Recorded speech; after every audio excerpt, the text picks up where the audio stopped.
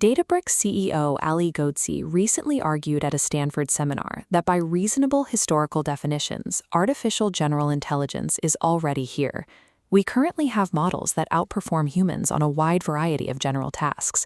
But if we possess machines that outsmart us on paper, it raises a question.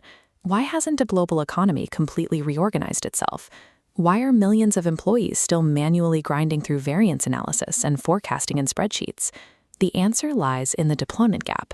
There is a massive structural wall standing between the raw intelligence of modern AI and actual economic utility.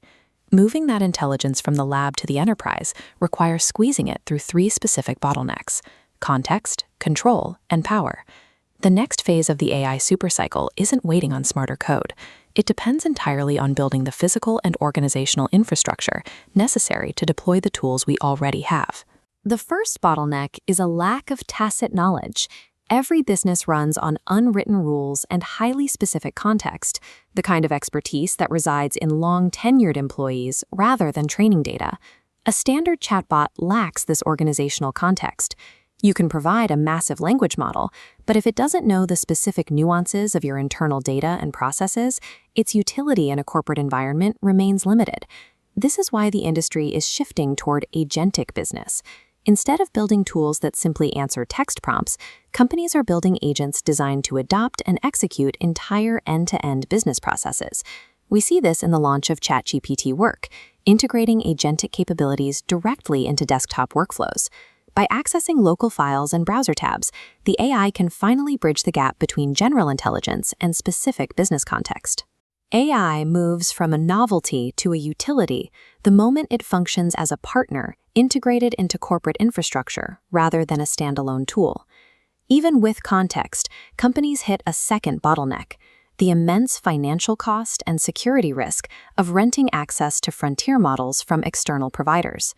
Fortune 500 companies are increasingly wary of a third party effectively owning their corporate brain. Routing sensitive proprietary data through external servers creates massive long-term dependency and a significant security liability. The response has been a massive migration away from rented APIs toward owned open-source AI infrastructure. Half of the Fortune 500 is now using Hugging Face to share and deploy private, locally controlled models. By moving from renting to owning, they can manage costs at scale and maintain authority over their data. In this supercycle, controlling the underlying model is a strategic survival requirement. Ownership ensures both cost predictability and the protection of a company's most valuable information. The final bottleneck leaves the realm of software entirely. The ultimate limit on deployment is currently found in the laws of physics and electricity. Training and operating next-generation AI hardware requires staggering amounts of computing power. The sheer density of these new systems demands energy levels that traditional data center infrastructure was simply never built to support. To meet these immense needs, we are seeing the deployment of extreme physical infrastructure. In a first for the US, nuclear reactors are being used to power data centers filled with NVIDIA chips just to keep up with the cycle's demand. This physical expansion extends to the industrial sector. Companies like Siemens are moving beyond the hype by integrating digital twins and heavy automation into manufacturing, turning AI into a tangible industrial asset. The physical scaling of these systems has ceased to be a pure software challenge. It has triggered an industrial build-out on par with the creation of the global electrical grid. The era of treating AI as a theoretical experiment is over. The focus has shifted to measurable, hard-world outcomes. Adjacent markets are already capitalizing on these solved bottlenecks.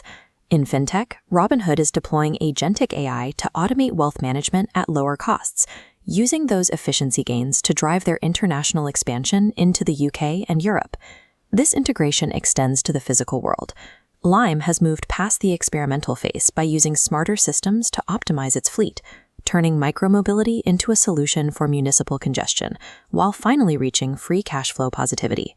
From Microsoft to Salesforce, the defining metric for success is no longer the complexity of a model, but its measurable efficacy and impact on business outcomes.